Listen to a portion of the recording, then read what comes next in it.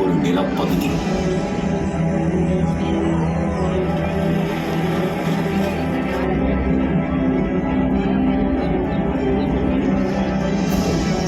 தமிழக நிலப்பரப்பானது தொன்மையான மொழி, தொடர்ச்சியான எழுத்தறிவு, பழம்பெரும் இலக்கியங்கள், பல்வேறு வகையான கலைகள்,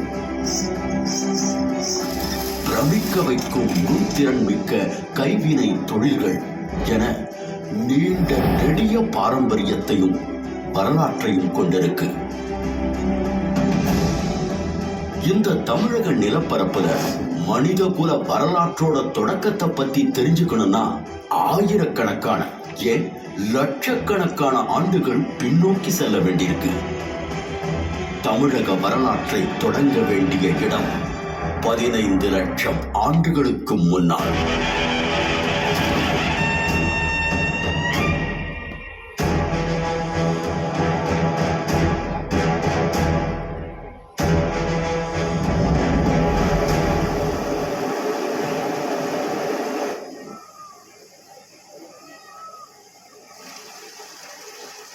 கோஸ்தலியார் வேலை அப்படின்ற குறிப்பிடுகிற அந்த ஆற்று படுகைகளில் பல்வேறு இடங்களில் வந்து கற்கால மனிதர்கள் வாழ்ந்த தடயங்கள் கிடைத்திருக்கு.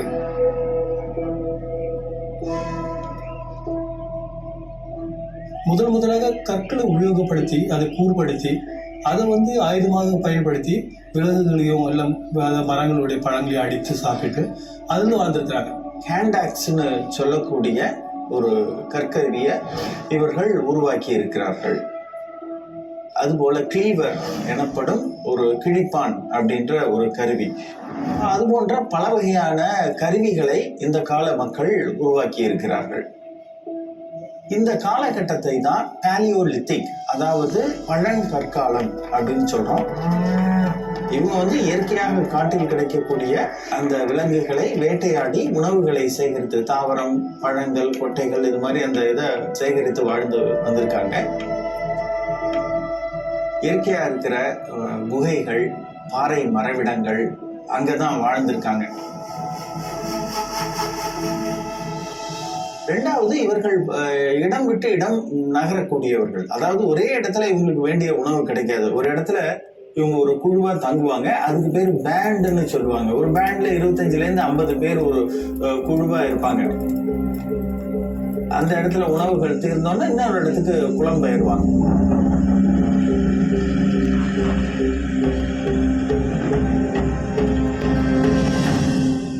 அதுக்கு அடுத்த காலகட்டங்கள் வந்து நுண்கருவிகளை உபயோகப்படுத்தி அவங்க வாழ்க்கை முறையை மாற்றியிருக்கிறாங்க. முக்கியமான ஒரு இது என்னன்னா, கருவிகளுடைய அளவு சிறியதாவது, அந்த ஒரு மாற்றம் நடக்குது. இவர்களுக்கு சிறிய சிறிய கருவிகளை பயன்படுத்துகிறார்கள். இந்த விலங்குகளை வந்து கீறி எடுக்கிறது, அது தோலை எடுத்து ஆடை வைக்கிறது, அதுக்கப்புறம் மீன்களை பிடிக்கிறது, அதுக்கப்புறம் அதையே வந்து ஒரு அறிவாள் மாதிரி செய்து தாவரங்களை அறிகிறது, இந்த மாதிரி வேலைகள் எல்லாம் உபயோகப்படுத்திருக்காங்க. டெம்பரரியா அங்கங்க வாழற அந்த ஒரு இதுவும் நம்ம பார்க்கிறோம். நுண்கற்காலங்களுடைய தடயங்கள் பல்வேறு இடங்கள் தமிழில் கிடைச்சாலும் அதிகமாக வந்து தேரி சைடு அந்த பகுதியில் பார்த்தீங்கன்னா பரவலாக வந்து அந்த இடங்கள்ல வந்து இந்த நுண்கற்கால மக்கள் வாழ்ந்ததுக்கான தடயங்கள் கிடைச்சிருக்கு.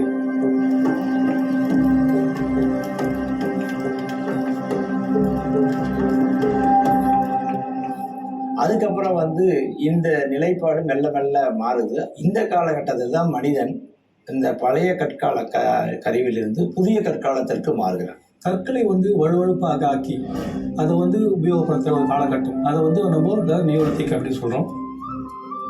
புதிய கற்காலம் அப்படிங்கிறது மனிதன் அந்த வேட்டையாடுகிற தொழிலிருந்து வேளாண்மைக்கு மாறுகிற காலம். அதை வந்து நியோலித்திக் ரெவல்யூஷன், புதிய கற்கால புரட்சி காலம்னு சொல்லுவாங்க. அப்புறம் புதிய கற்கால மக்கள் பானைகளை செய்திருக்கிறார்கள். வேளாண்மை செய்து தானியங்களை எடுக்கும்போது அதை சேமித்து வைக்க இவங்களுக்கு பானைகள் தேவைப்படுது. அப்போ வேளாண்மை செஞ்ச சேமித்து வைக்கிறதுனால ஒரு வருடம் விளையிலாம் கூட நீங்கள் அதை வந்து அங்கே நீங்கள் இருக்கலாம். அந்த அளவுக்கு இருக்கும் பொழுது, அப்பொழுது உபரி உற்பத்தி இருக்கும் பொழுது பல்வேறு கலை வருகிறது. அப்படி வந்தது தான் நம்ம பாறை ஓவியங்கள்.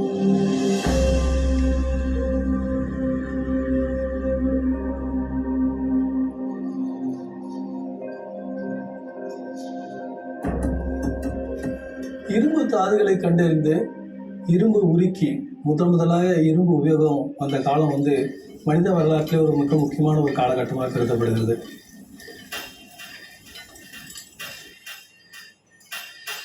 ஏன்னா இரும்பு வந்ததற்கு பிறகு அவர்கள் காடுகளை அழித்து வேளாண்மை செய்ய முடிந்தது.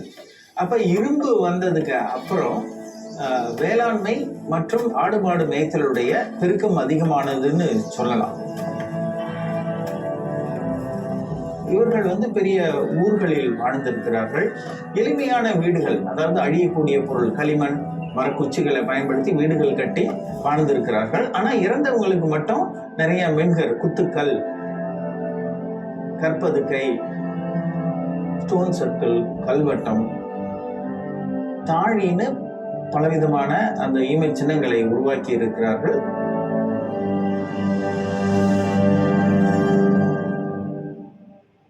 வரலாற்று தொடக்க காலத்தில் இரும்பு காலத்தில் இருந்த நிலையை விட வளர்ந்து வேந்தர்கள்ன்ற ஒரு அரசியல் அமைப்பு உருவாகுது.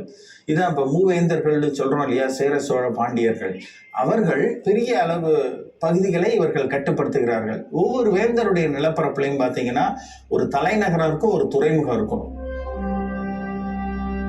இந்த காலகட்டத்தில் தான் முதல்ல எழுத்து அறிமுகப்படுத்தப்படுகிறது. தமிழ் பிராமி அல்லது தமிழி எனப்படும் எழுத்து அறிமுகப்படுத்தப்படுகின்றது. முதலில் நகரமயமாக்கம் வருது, அர்பனைசேஷன். அந்த நகரமயமாக்கத்தின் ஒரு வெளிப்பாட்டை தான் நம்ம கீழடி அப்படிங்கிற அந்த தொல்லியல் இடங்கள்ல பார்க்கிறோம். கற்காலத்தில் தொடங்கிய மனித வாழ்க்கை ஓர் உயர்ந்த சமூக நிலையை எட்டியது.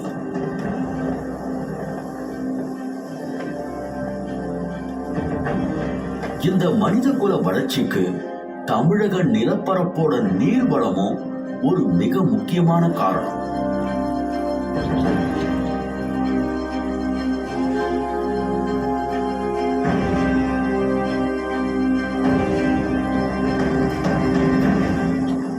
மேற்கு தொடர்ச்சி மலையிலிருந்து கிழக்கு நோக்கி செல்லுகிற இந்த நதிகள், இது வந்து குறிப்பாக நம்மளுடைய பாலார், பெண்ணையார், காவேரி, நம்ம வைகை, தாமிரபரணி, இன்னும் ஒரு 200 கிலோமீட்டருக்கு ஒரு முறை ஒரு மிகப்பெரிய நதி ஓடிக்கிட்டே இருக்கு. இதில் குறிப்பாக வைகை ஆறு சங்க இலக்கியங்களால் புகழப்பட்ட ஆறுகளில் சிறப்புமிக்க ஒன்று.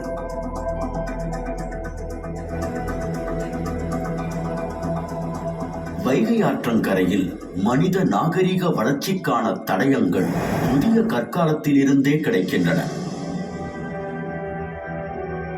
புதிய கற்காலத்தை சேர்ந்த பாறை ஓவியங்களின் தொடர்ச்சியாக இரும்பு காலத்தை சேர்ந்த பெருங்கற்படை சின்னங்களும் கிடைக்கின்றன.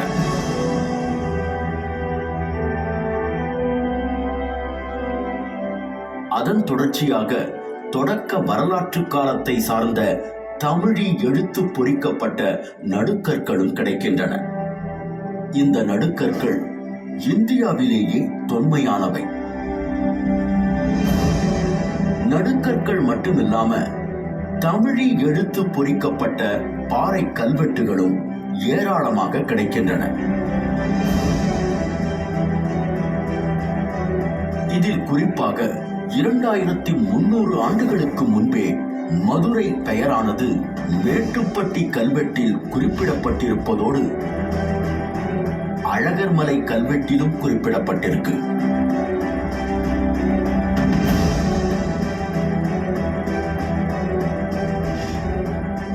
அதே போல மாங்குளம் தமிழி கல்வெட்டில் நெடுஞ்செழியன் எனும் சங்ககால பாண்டிய மன்னனின் பெயர் பொறிக்கப்பட்டிருப்பது மிகவும் சிறப்புமிக்கதாகும். இவை எல்லாவற்றுக்கும் மேலாக உலக தமிழர்கள் அனைவரையும் பெருமை கொள்ள வைத்த ஒரு தொல்லியல் களமும் இந்த வைகை ஆற்றங்கரையில தான் இருக்கு, கீழடி. தொல்லியல் மற்றும் மரபு குறித்தான ஆர்வத்தை தமிழ்நாட்டில் புத்தாக்கம் பெறச் செய்த ஒற்றை சொல் கீழடி. ஒன்றிய அரசு தொல்லியல் துறையால் 3 கட்டங்களில் நடத்தப்பட்ட அகழாய்வுகளுக்கு பின் தமிழ்நாடு அரசு தொல்லியல் துறை 5 கட்டங்களில் விரிவாக நடத்திய தொல்லியல் அகழாய்வு முடிவுகளில் நகர நாகரிகத்திற்கான கூறுகளாக சொல்லப்படும் செங்கல் கட்டுமானங்கள், வணிகம், தொழில்நுட்பம், எழுத்தறிவு, மேம்பட்ட சமூக வாழ்க்கை போன்ற அனைத்து சான்றுகளும் கீழடியில் வெளிப்பட்டுள்ளன.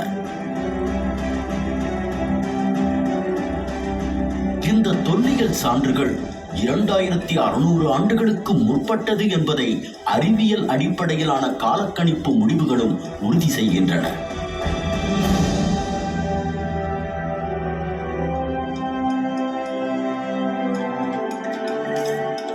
தமிழ்நாட்டில் முதல் முறையில் வந்து ஒரு விரிவான கட்டிடப் பகுதியில் கிடைத்த இடம் வந்து கீழடி.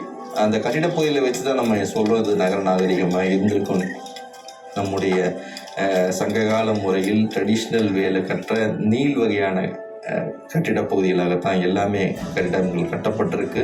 அதோட பைண்டிங் மெட்டீரியல் பார்த்திங்கன்னா வெறும் மண்ணு தான் அதனுடைய பைண்டிங் மெட்டீரியல். எந்த ஒரு சாந்தும் அதற்கு பயன்படுத்தாமல் கட்டப்பட்ட கட்டிடப் பகுதி தான் அங்கே கிடைச்சது மிக முக்கியமானது சொல்கிறோம். அதை வச்சு தான் நம்ம வந்து இது சங்ககால கட்டிடங்கள் என்று நம்ம ஐடென்டிஃபை பண்ணுறோம்.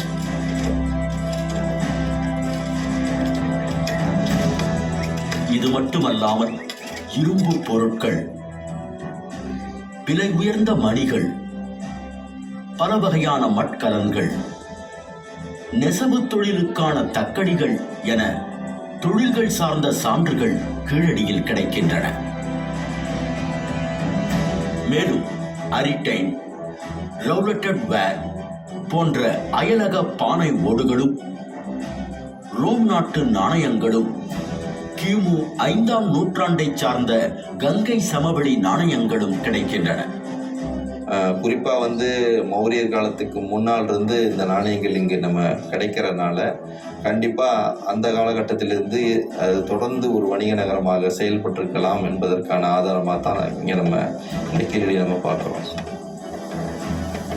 அதே போல குறியீடுகள் பொறித்த பானை ஓடுகளும் அதன் தொடர்ச்சியாக தமிழி எழுத்து பொறிக்கப்பட்ட பானை ஓடுகளும் கீழடியில் ஏராளமாக கிடைக்கின்றன.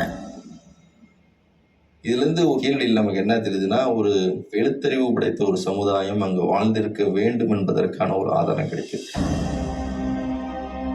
ஆனவோடில் வந்து ஏதோ அரசனோ வேற யாரோ எழுதுவதற்கு எந்த ஒரு அவசியமும் இல்லை. தான் பயன்படுத்துகின்ற பெயரை எழுதி வைக்கின்ற ஒரு முறை தான் அந்த பானை ஓட்டில் இருந்து, அதே போல் குறியீடுகளும் தன்னுடைய தெரிந்த ஒரு குறியீடுகளை போட்டு வைக்கின்ற ஒரு முறை தான் அந்த இருந்திருக்கணும்.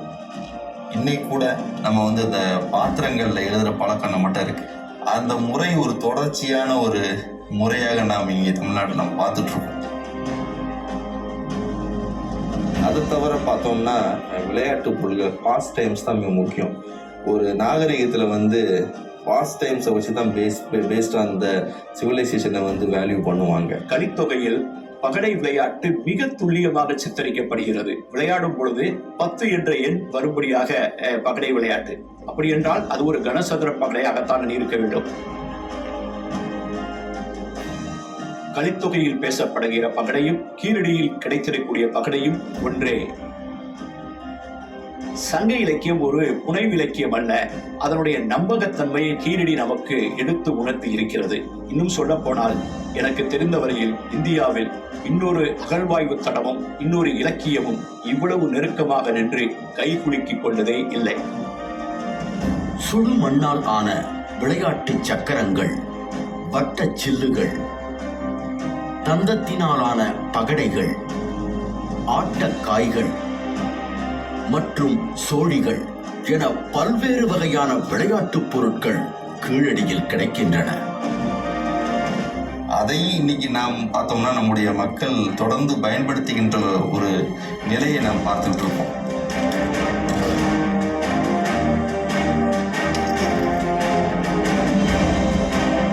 தமிழகத்தினுடைய பண்பாட்டு மேன்மைக்கு காரணம் அதன் தொன்மை மட்டுமல்ல, அதன் தொடர்ச்சியும் கூட.